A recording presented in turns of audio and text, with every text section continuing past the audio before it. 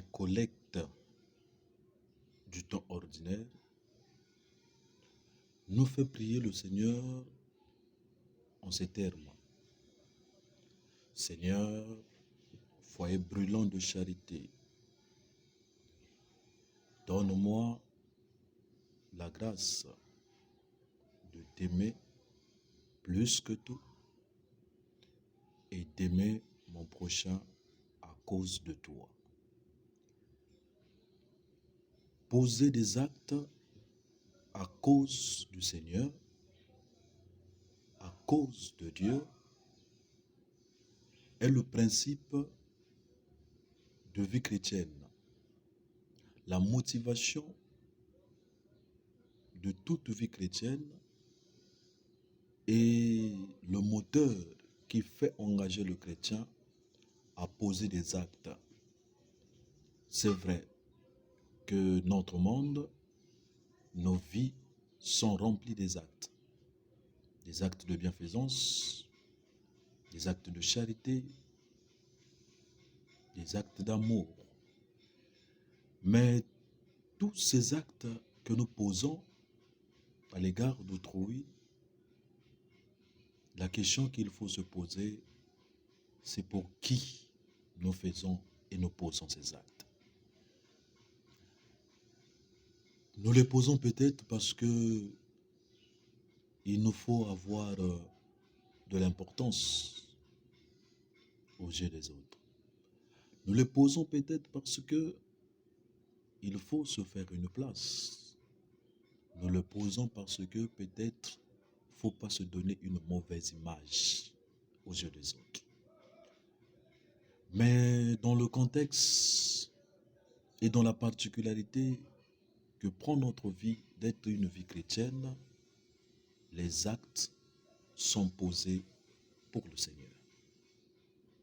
Ainsi, nous évitons de faire le mal aux autres parce que nous évitons de faire du mal à Dieu. Nous évitons de nous détourner et de faire tout ce qui ne vaut pas la peine aux autres à cause de Dieu. Et c'est en évitant le mal à cause de Dieu que nous pouvons faire le bien à cause de Dieu aussi.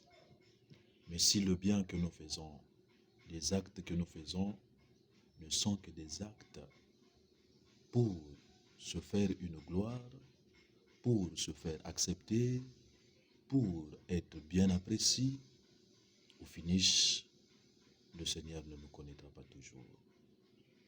Mais c'est poser des actes d'amour à cause du Seigneur qui fait que ces actes ne regardent pas celui pour qui nous posons des actes, mais ces actes regardent et sont tournés vers celui pour qui nous posons ces actes. Et c'est lui, ce foyer brûlant de charité, qui peut mieux nous apprendre à poser des actes dans toute vérité, dans toute charité et dans l'amour vrai.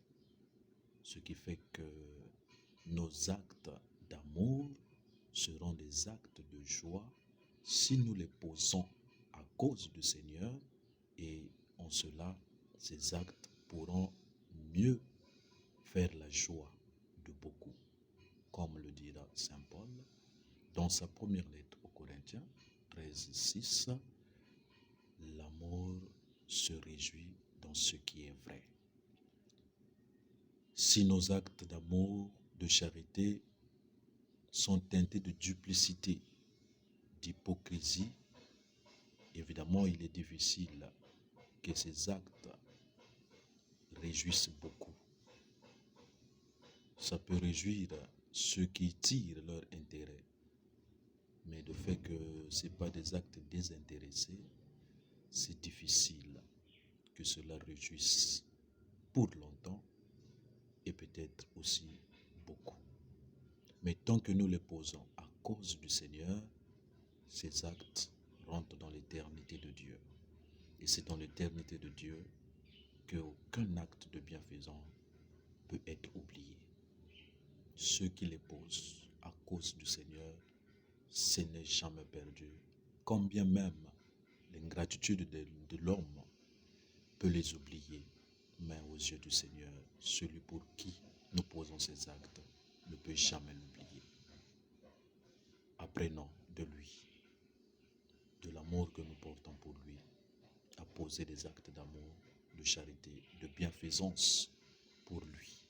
Et c'est en lui que trouve toute la récompense de notre vie, toute la récompense de nos actes.